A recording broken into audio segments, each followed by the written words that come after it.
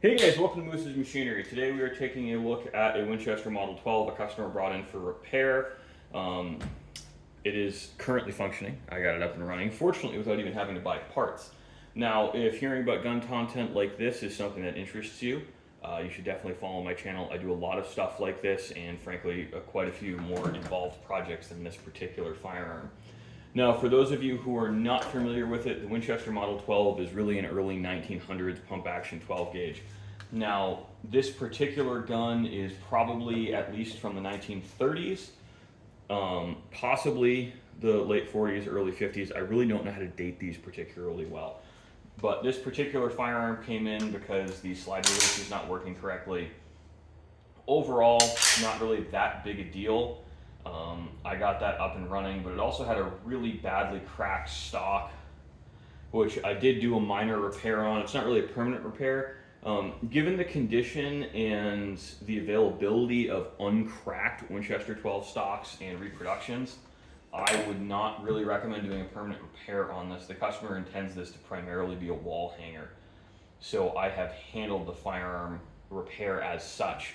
But for those of you who aren't familiar, the Winchester Model 12 is a takedown gun. I'm really a big fan of these. I very much like it. It does make the firearm much more compact for transport. And they're reasonably easy to take apart and clean. They do have some quirks. It's kind of hard to get the bolt out, but I do actually quite like these guns. One thing I wish it did this would be friggin' awesome, if that was a feature, is if you could keep the tube loaded while the gun was broken down. But I don't think that really makes sense for hunters, which is really the primary purchaser of this firearm. This very much was a hunting firearm in its day, in different structure, different folks and all that. I just think that would be a pretty cool feature. I don't think anyone would actually take advantage of it, but it would be nice to have. Now, these are generally speaking pretty reliable firearms. They're getting up there in age, and they're also getting up there in price. I mean, this is probably, even with the cracked stock, still a $600 or an $800 shotgun, just because of age. And the fact of the matter is, it is a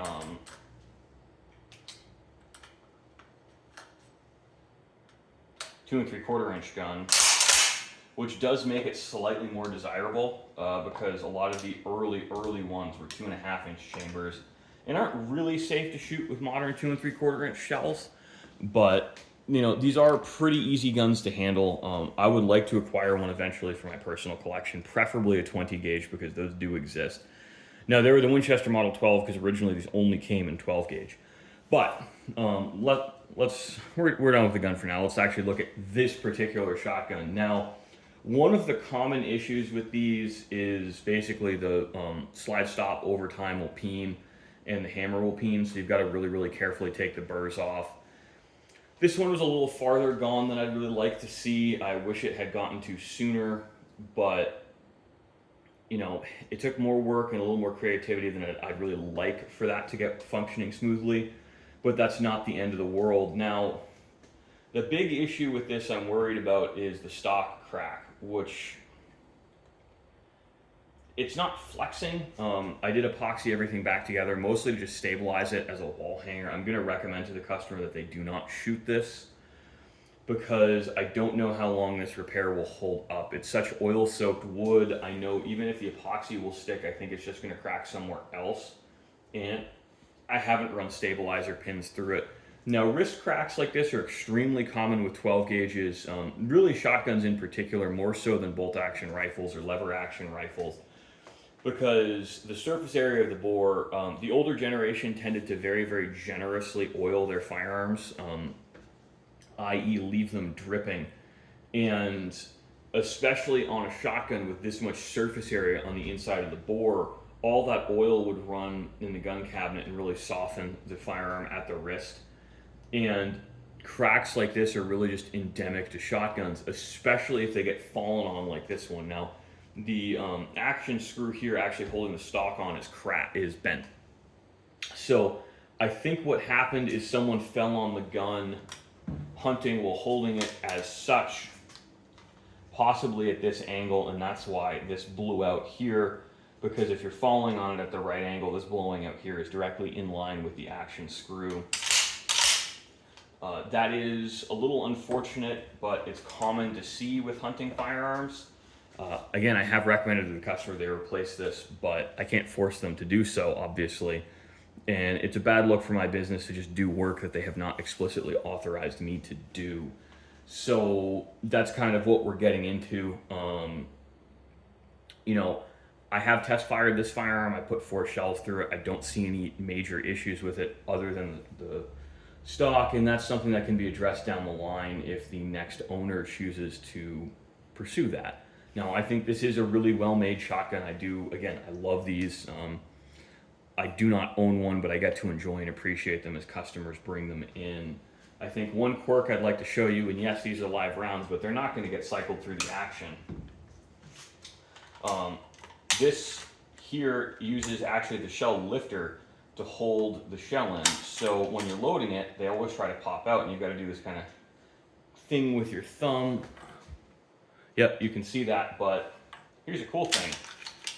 I can unload the shotgun carefully just by pushing the lifter up. I think that that's actually a really great feature, and something that I wish we saw more on some more modern shotguns. I probably have made that same mistake twice on camera now. I wish we saw that on more modern shotguns, a way to unload easily.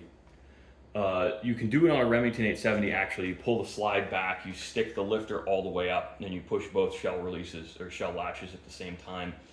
It's technically possible. It's not very easy or intuitive to do, but it's something that can be done. I'm fond of the 870s. They're one of my preferred shotguns. The Mossberg 500 is definitely not a bad shotgun either. We'll probably compare the two at some point.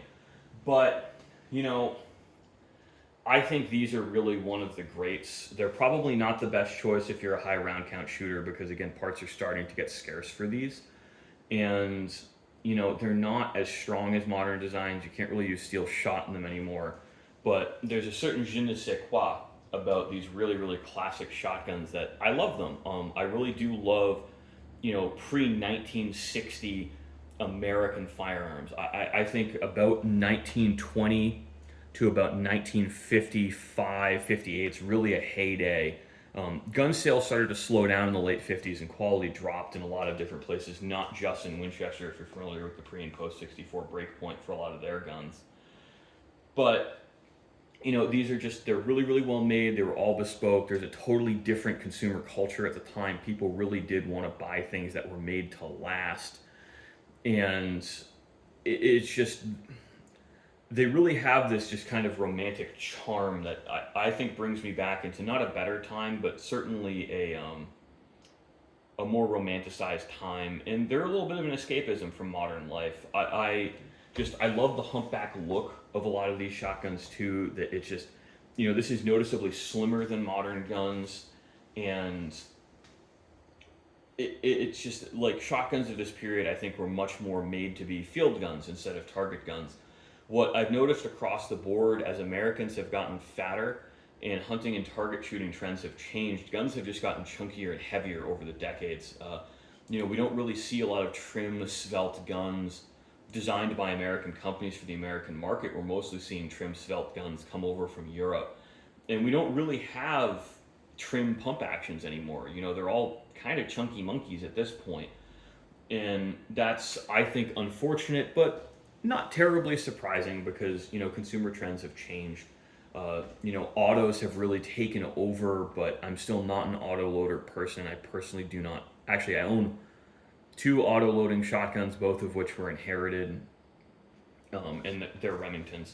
And controversial take, I actually don't think the Remington 1187s are that bad. We'll look at them at some point, but you know, today I think we'll call it a day. I appreciate you guys watching. Hopefully you guys can leave a comment. I'd love to hear your input on this particular firearm, and you know, I appreciate all of you viewers who take the time to watch my whole video.